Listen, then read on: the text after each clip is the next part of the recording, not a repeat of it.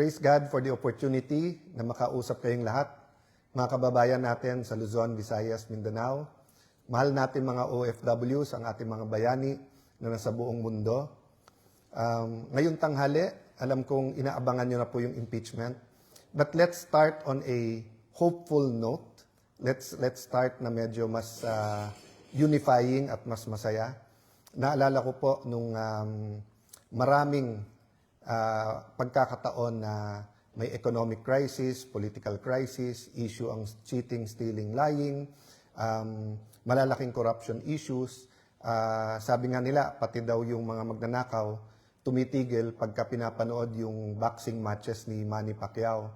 So yesterday, at least dun sa mga may access, ay tumigil din po ang mundo para bantayan po ang ating Filipina superstar na si Alex sa laban niya, and pinakita po talaga niya na yung fighting spirit po at saka yung chase after your dreams at yung ibig sabihin ng hope, no?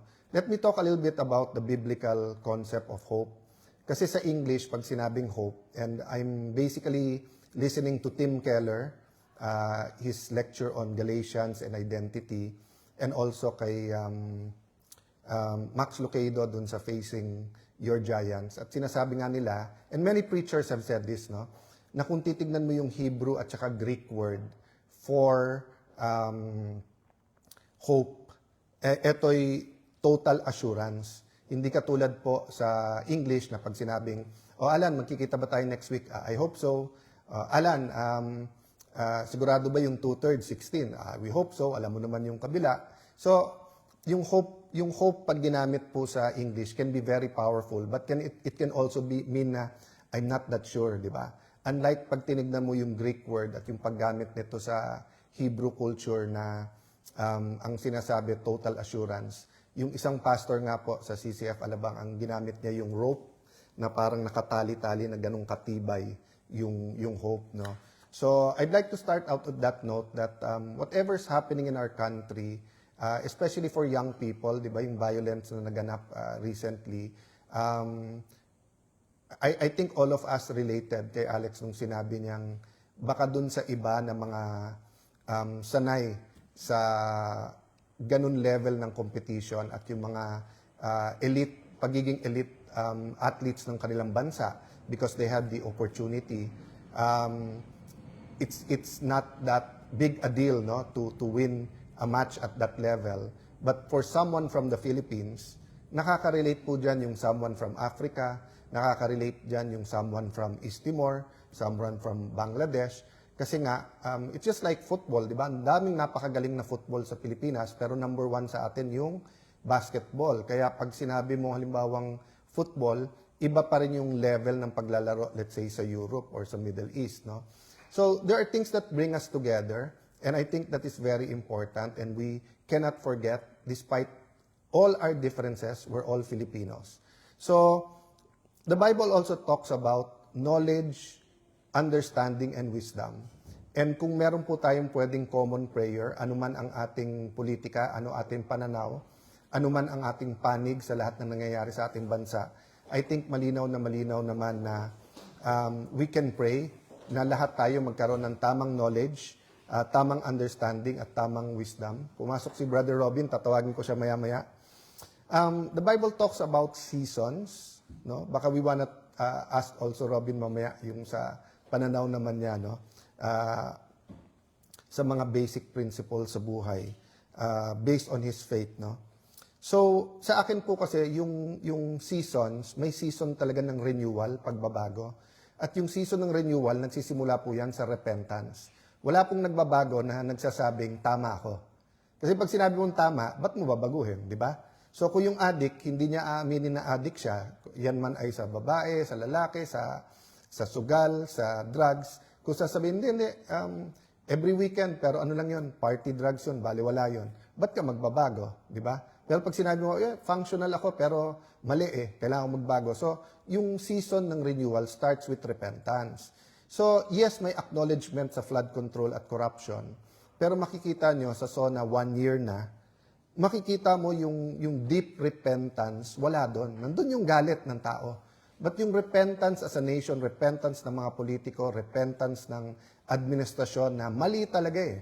Mali talaga kahit anong gawin mo at dapat ibulgar lahat. So ano ba mga headlines today? One, impeachment starts today. Sinabi, yung isang side, 62 trial days, yung isa 30 trial days. Ano po ibig sabihin nito? Kasi 3 times a week lang po kami. So 30 linggo po tayo magta-trial. Okay lang po yon. Kasi napaka-importante po ng accountability. Napaka-importante masunod yung impeachment.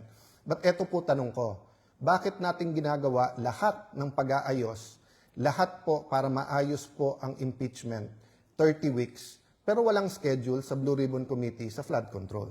Ni isang hearing, hindi makapag-announce kung kailan yung hearing at mabigyan ng pag-asa yung mga witnesses. Pero pagdating dito sa impeachment, ulitin ko po hindi ko criticize. Tama yung impeachment. Tama na isaayos natin to. Tama na nagkaroon ng pre-trial. Tama na lahat tayo maging impartial. But hindi ba tayo pwedeng maging impartial din sa flood control? At napakarami pang ibang corruption issues. No? Senator Marcoleta was arrested today. Hindi ko isa-isahin yung mga issues na pag-usapan na yan during the rally. We know that many people feel it's selective justice, and it's not even only selective justice, pero yung issue ng campaign finance versus plunder, para sa marami napakalayo nito. At sabi nga po ni Congressman Leandro Leviste, di ba, Legarda, na kung ganun, 90% ng politiko makukulong. Pagpasok ko sa Senado, nagulat po ako. Alam ko po na simula nung May 11, nagbago ang Senado. Talagang naging under attack, naging under siege. Talagang nag-attempt ang Malacanang na makontrol ang Senado. Pero nagulat po ako kasi yung Senado is usually just like the House of Representatives, a house of a people. Siyempre may mga gate, no? Pag tinitingnan niyo po yung bagong building sa BGC, mas open po to. Sa Fort Bonifacio, mas open, no? Pero ito, dahil GSIS building at dahil nga nagkaroon ng mga issues, sabihin mo na kailangan itaas yung security. Pero pumunta po kayo dito, mukhang kampo po ang Senado ngayon. Napakalayo pa lang, puno-puno mga pulis, may mga barikada, sunod-sunod po yung mga checkpoints. So it's not only like a military camp, it's like a garrison camp. No? So dun sa nagtatanong na, halimbawa may dumating na foreigner or mga businessman or mga ambassador, sabihin martial law ba? Siyempre hindi. Pero bakit ang Senado ngayon ay mukhang garrison or fortified na kampo, no? So, beneath all of this, there is a creeping economic crisis. Marami sa malilit natin mga negosyo ay may problema. So, on one hand, maganda na tinaas yung sahod, and I'm in favor naman na taas yung sahod. But yung per industry at per business, iba-iba kalagayan. So, maraming small businesses, halimbawa ngayon, 20-30% ang niliit ng kita, in danger na masara. So tumaas nga sweldo, nagsara naman. And dahil ang focus ng gobyerno ay nasa impeachment, wala dun sa anti-corruption, wala dun sa ekonomiya, mukhang creeping na palaki itong economic crisis na wag naman sana. In the meantime, may padating na super bagyo. In the meantime, mayroon na strong or super El Nino. In the meantime, alam natin bagyuhin tayo. Nag-alboruto yung iba nating mga bulkan. So, we have to read the season. So, guys, ang sasabihin ko lang, common sense, in prayer, in knowledge, read between the lines sa pag-aresto kay Senator Marcoleta. Iilan na lang po kami dito. So, paano po nangyari na sa dami ng lumalaban, ang parati pong may kasalanan parate, yung lumaban or yung gustong lumabas yung totoo, no? So, I would dare say there's also a crisis of confidence. A crisis of confidence is not only in the administration but in all politicians. Anong problema nito? Ang makikinabang lang po dito yung extreme left at yung extreme right or yung komunista at yung pasista. Kasi sila po yung mga lumalaban na mali ang buong sistema at sila po ang mga kalaban ng democracy. So, regardless of our politics, we have to fight for democracy, for our democratic rights. And democratic rights, may freedom po talaga yan to speak out. May freedom po talaga yan na labanan ang corruption. Ang problema, pag nagagamit na yung mga legal institutions at system, humihina po tayo. I'm comforted by the verse I read this morning that the light shines on the darkness and the darkness has not overcome it. Alam mo, habang binabasa ko to, sunod-sunod na yung text na huhulin na si Senator Marcoleta, nandun na sa Sandigan Bayan, dadalhin na sa Payatas and everything. And we're all human eh. So parang nakakawala ng pag-asa, di ba? Yung parang magsa-start ka ng impeachment, ilan na lang kaming abogado dito sa Senado, narinig na natin na pabababain nila yung numero para imbis na 16 to convict, maging 14 o 13. So let's see kung may argument pa yan o wala. Tapos biglang isa na namang kasama mo. And then meron pong mga nagpapalutang, may 2, 3 pa. So makikita nyo mga kababayan, I don't need to keep explaining that. Common sense and read between the lines na lang po tayo. This is our democracy. It's not my democracy. It's not Robin's democracy. It's not the majority's democracy. It's not Amy Marcos or Bongbong Marcos or the Aquinos democracy. It's our democracy. Lahat ng Pilipino. And if we don't do much more about it, pag hindi tayo naging aktivista at kumilos, kung hindi po tayo lumaban, magiging biktima po ang ating demokrasya. So while I'm asking Brother Robin to join us sandali, can I read to you ulit yung preamble ng ating Constitution? Kasi napakaganda nito eh. Pag binasa niyo po to, ito po, magkakaisa tayo na ito ang gusto nating klaseng Pilipinas. We, the sovereign Filipino people, imploring the aid of Almighty God in order to build a just and humane society and establish a government that shall embody our ideals and aspirations, promote the common good, conserve and develop our patrimony, and secure to ourselves, our posterity, the blessings of independence and democracy. Tingnan niyo po to ha, the blessings of independence and democracy under the rule of law and a regime of truth, justice, freedom, love, equality, and peace. Do ordain and promulgate this Constitution. So yun po ang pakiusap ko ngayong hapon na to. Paglaban natin ang konstitusyon ng ating bansa. Paglaban po natin katotohanan, labanan natin corruption. Let's not fight each other. Let's fight corruption. Let's debate kung ano yung tama sa konstitusyon. But let's fight for the Constitution. Brother Robin, alika sandali. So usually po, nag-gather po ang minority bago mag-session. Pero ang impeachment naman po, hindi majority at minority. Like kumasalam, brother. So, brother, mga kababayan natin. Assalamualaikum po. Magandang hapon po sa inyong lahat. Ito po ang, alam nyo, ako po'y estudyante ng kasaysayan. Ito po mga nangyayari sa atin ngayon. Ito po parang napaka-gifted po nating lahat. Dahil nangyayari lahat sa harapan natin ng isang araw, ito po yung magiging kasaysayan at maisusulat sa lahat ng talaan. At tayo po ay saksi sa mga nangyayari.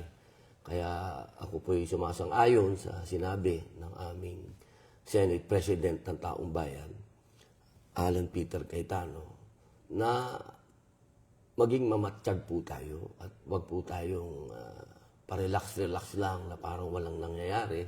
Sapagkat dito po, kapag ito po ang naghusga ay ang kasaysayan, wag naman po sabihin ng inyong mga magiging lahi na kayo'y naupo lang at walang ginawa. Ito po ay tandaan po natin, meron po tayong obligasyon una sa Panginoon Diyos, pangalawa sa bayan natin at sa taong bayan. Huwag po natin kalimutan yun. At napakaganda po nung kanyang sinabi kanina na tayo'y magkaisa, ang kalaban natin korupsyon. Hindi tayong Pilipinong magkakalaban. Yun pong korupsyon ang kalaban natin. At yung mga mapaggawa po ng mga kwento, mapaggawa ng mga storya, yung mga magagaling manira, yan po ang kalaban natin. Panahon pa lamang po ng mga propeta, isa na po dyan, si Jesus Christ, peace be upon him, ang kalaban din niya, fake news. Sabi nga po dati, ang una daw na gumawa ng fake news si Satanas. Totoo po yun, hindi ba? Kaya dito po sa pagkakataong ito, dapat alam natin kung sino ang kakampi natin. Doon ba tayo sa katotohanan o doon tayo sa fake news? Yun lamang po. Maraming salamat po. So, in behalf ng buong grupo at ni Brother Robin, so addressing ourselves to Christians, Muslims, mga kapatid sa Iglesia ni Cristo, mga Buddhist, mga hindi naniniwala sa mga spiritual, lahat pa rin tayo, Pilipino pa rin, bansa pa rin natin to. So ako, sang-ayon kay Robin, first, meron tayong obligasyon sa Diyos. Pero regardless ng paniniwala natin sa Diyos, which is of course most important to us, yung responsibility natin to each other. So paumanhin lang po sa Senate Media, alam kong gusto niyo magtanong about yung pagtanggal kay General Mao. Sasagot na rin kami ni Senator Robin dun sa obstruction of justice. Linilinaw ko po yung buong grupo, we obstruct injustice. Guilty po kami of obstruction of injustice. Yung obstruction po, pangaharang, hindi po namin hinaharang ang hustisya. Ang hinaharang po namin, yung pong kawalan ng hustisya or injustice. So, paumanin lang sa Senate Media, let's focus on the impeachment today. And in the next few days, kasi Monday to Wednesday yung impeachment, para lang pong mabigyan din po namin yung ng substantive na laman yung aming sinumpaan na impartial justice. Having said that, the other issues will go on, and meron naman tayong Thursday, Friday, Saturday during the week, no? At yun, ulit-ulitin po namin. Pwede naman po natin isabay na magkaroon po ng investigasyon sa flood control, sa iba pang DPWH projects, sa corruption sa ating bansa, maging anong ahensya man yan, yung pong mga pang-aapi sa ating mga kababayan, pwedeng ituloy-tuloy po lahat yan.